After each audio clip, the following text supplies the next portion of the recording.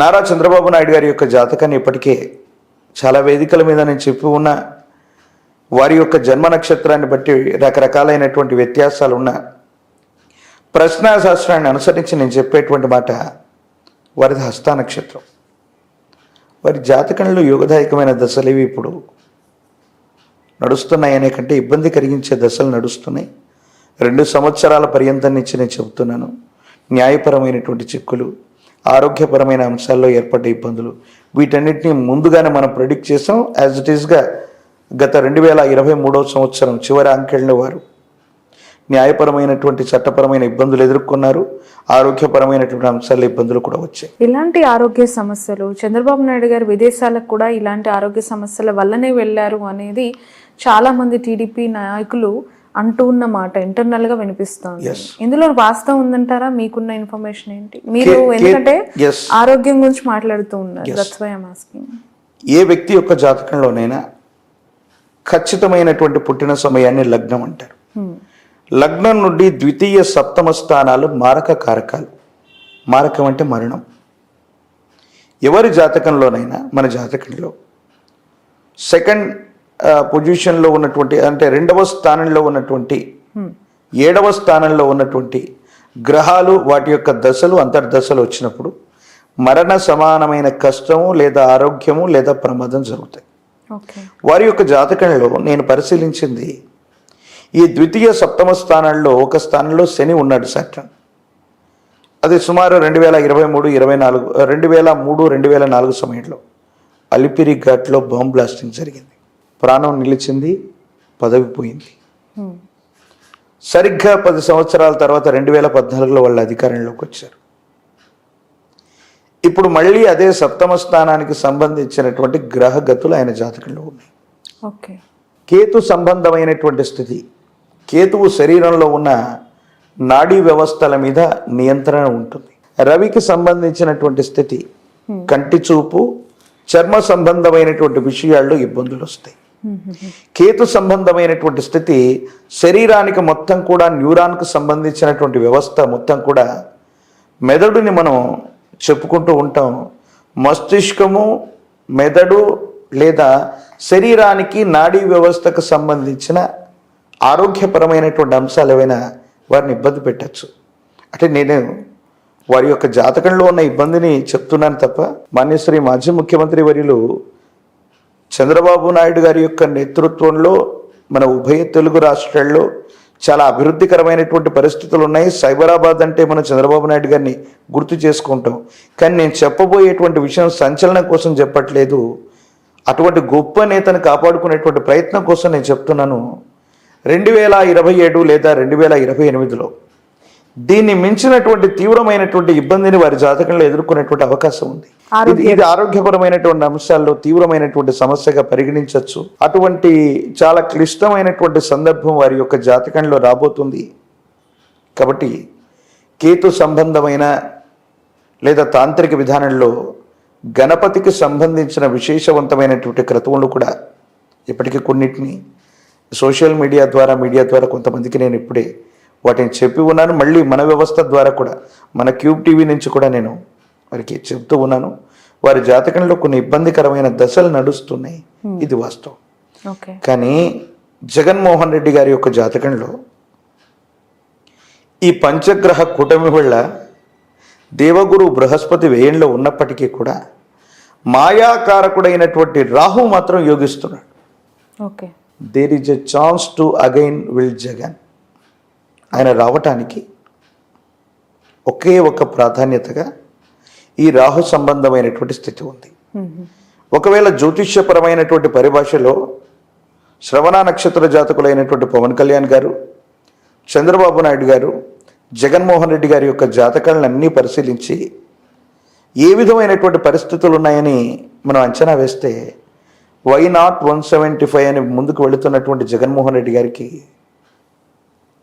175 స్థానాలు వచ్చేటువంటి స్థితిగతి కానీ గతంతో పోల్చినటువంటి మెజారిటీ వచ్చే పరిస్థితులు కానీ 100% లేవు.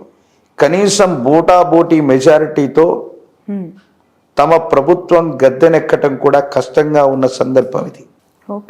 ఇప్పటికే చాలా సర్వే సంస్థలు అవ్వచ్చు, ఆ ఎన్నికలు జరిగినటువంటి తీరవచ్చు వైసీపీకి అంత అనుకూలంగా లేవనే ఇండికేషన్స్ మనం చూస్తూ ఉన్నాం.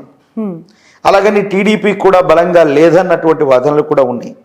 కానీ శాసనం విషయానికి వస్తే మాత్రం తెలుగుదేశం పార్టీ మరియు వైఎస్ఆర్ కాంగ్రెస్ వీళ్ళిద్దరికి కూడా సమానమైన స్థానాలు వచ్చినా ఆశ్చర్యపోనక్కర్లేదు.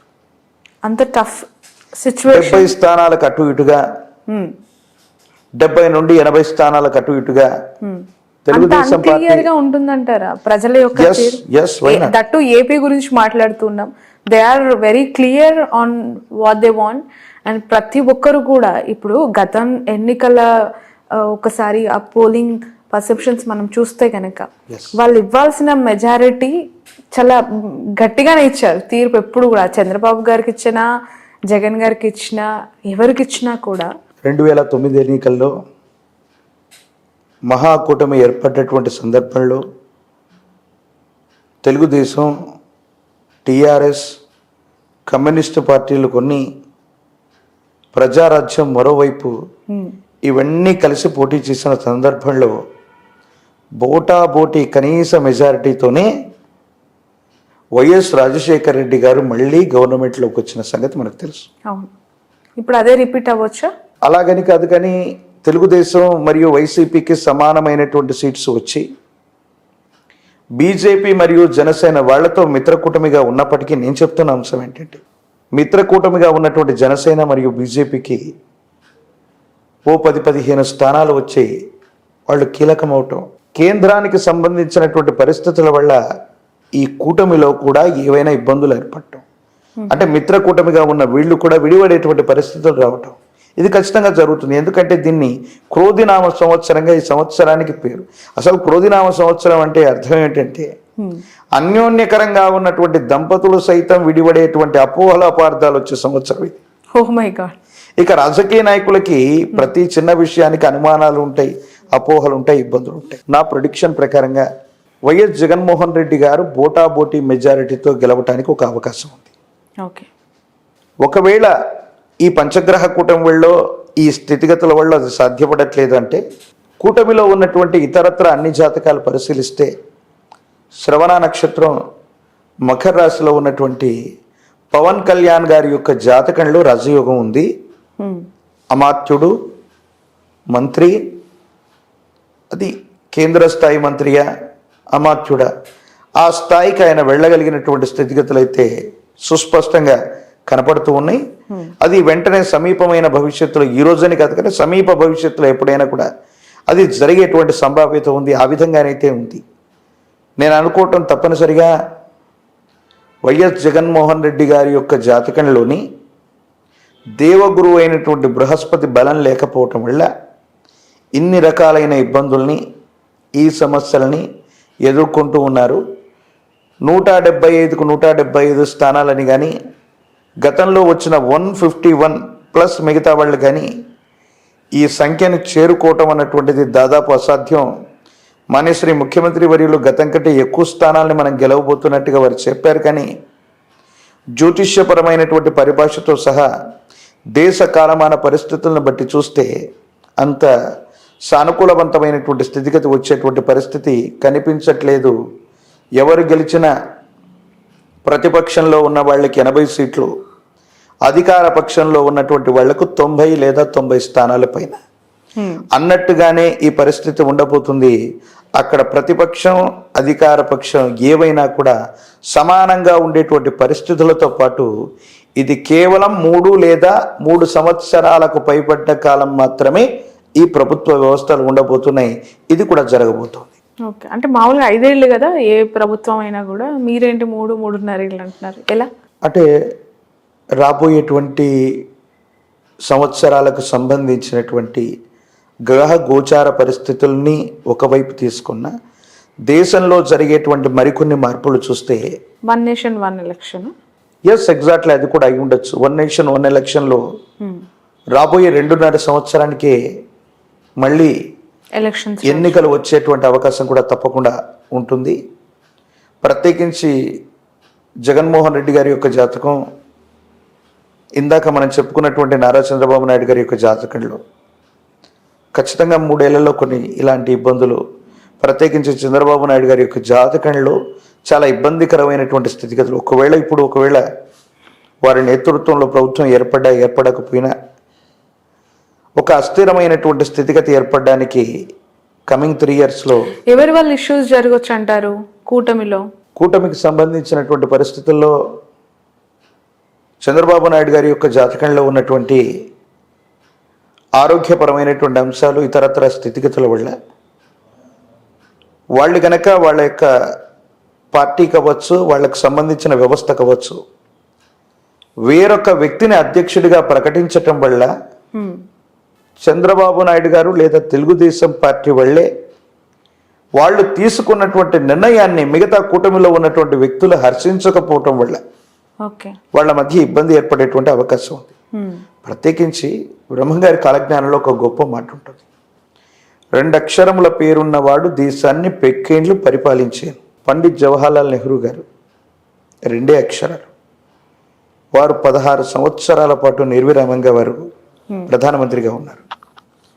నరేంద్రనాథ్ మోదీ, వారి వ్యవహారిక నామం మోదీ, వారు 3 పర్యాయాలు ముఖ్యమంత్రిగా గుజరాత్కు చేశారు. వరుసగా 2 పర్యాయాలు మళ్ళీ భారతదేశానికి ప్రధానమంత్రి చేశారు.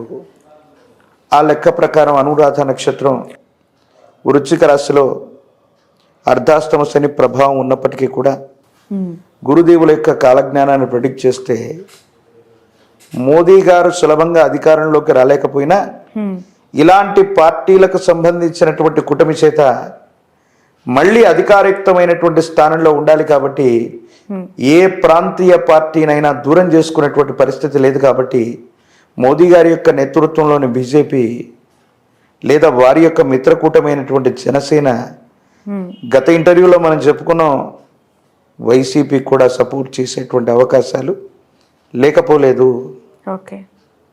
వారి ఎమ్మెల్యేలు కూడా సమీప భవిష్యత్తులో వైఎస్ఆర్ కాంగ్రెస్ పార్టీకి సపోర్ట్ చేసినా కూడా ఆశ్చర్యం లేదు. మొదటి ప్రాధాన్యతగా జగన్మోహన్ రెడ్డి గారు గెలవటానికి కొన్ని ప్రత్యేకమైన అవకాశాలు ఉన్నాయి.